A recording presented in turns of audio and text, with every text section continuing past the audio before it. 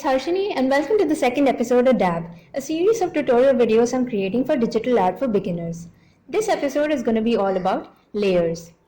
A lot of people struggle with layers, especially when they're first getting into digital art. And I actually don't blame you all for finding it confusing because it really can get difficult to understand sometimes. But hopefully by the end of this video, you'll get the hang of it. Before we get started, I just want to let you all know that I'm going to be working on Ibis Paint X here. However, the knowledge about layers applies to all drawing apps. So not using the same app as I am isn't really something you need to be worrying about. So let's jump right into the video. What are layers? What do they do? Layers are separate pieces of paper that exist to keep elements of your composition separate from one another so they can be edited independently. To break it down a bit, imagine taking a few sheets of glass or transparent paper and drawing on them separately, and then stacking them up in your preferred order to make a composition out of it.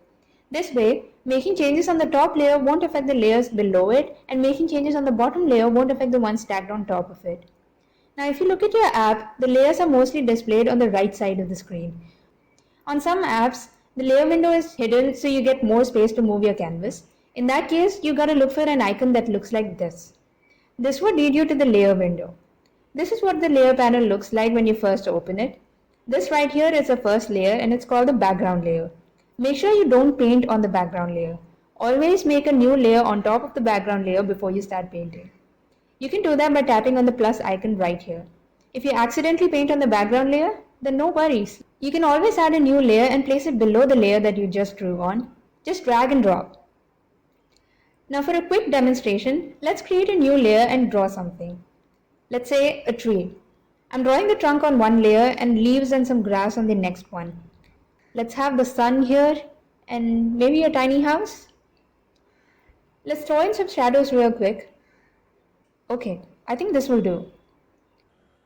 But wait, oh my god, I just noticed the sun is supposed to be on the other side of the screen. Would you look at me talking like I totally didn't just draw it on the wrong side purposefully? Anyway, now to fix the problem in hand, what I'm going to do here is I'm going to go to the layer that has the sun on it. Then I'm going to go lasso the sun. The lasso icon is right here. Select the sun, click on transform and move it to the other side. Problem fixed. Yay! Now let's say I want the branches of the tree showing. Then I'm going to scroll down to the layer that I drew the branches on and place it above the layer that I drew the leaves on. And voila, problem fixed. Yay! Now I feel like I don't want the house in the picture anymore. So I'm going to go to the layer that I have the house on and simply hide the layer by clicking on the eye icon right here.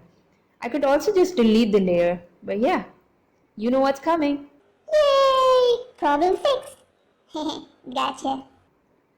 Now if you noticed, moving a few elements or changing the order of the layer or hiding a few isn't really affecting the rest of the layers. This is exactly what layers are for. Now most of you must be wondering how to order your layers.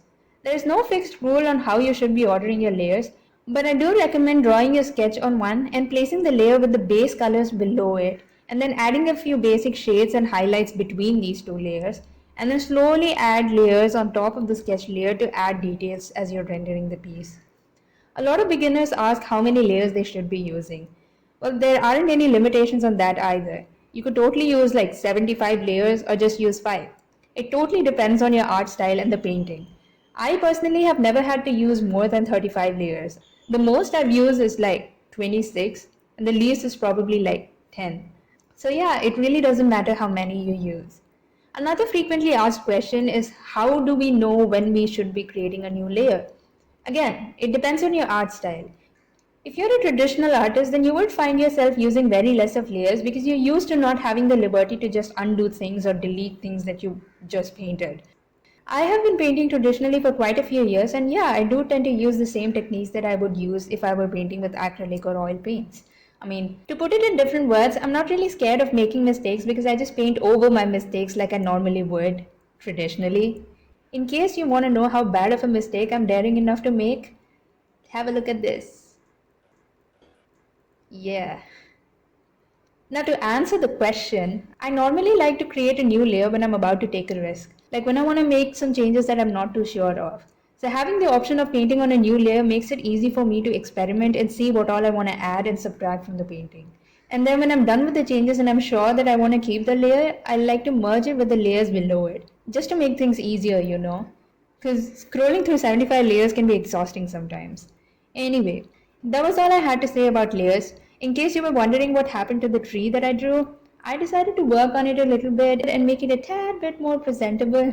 And this is what it looks like. So yeah, that was all I had for this episode of Dab. Leave a like down below if this made your digital painting process a little bit easier. Do share it with your friends and family if you think this would interest them, and subscribe to my channel for more content. Coming up in episode 3, I'll be talking about masks, clipping masks, alpha locks, and all that good stuff. So keep your eyes out for that and see you next time.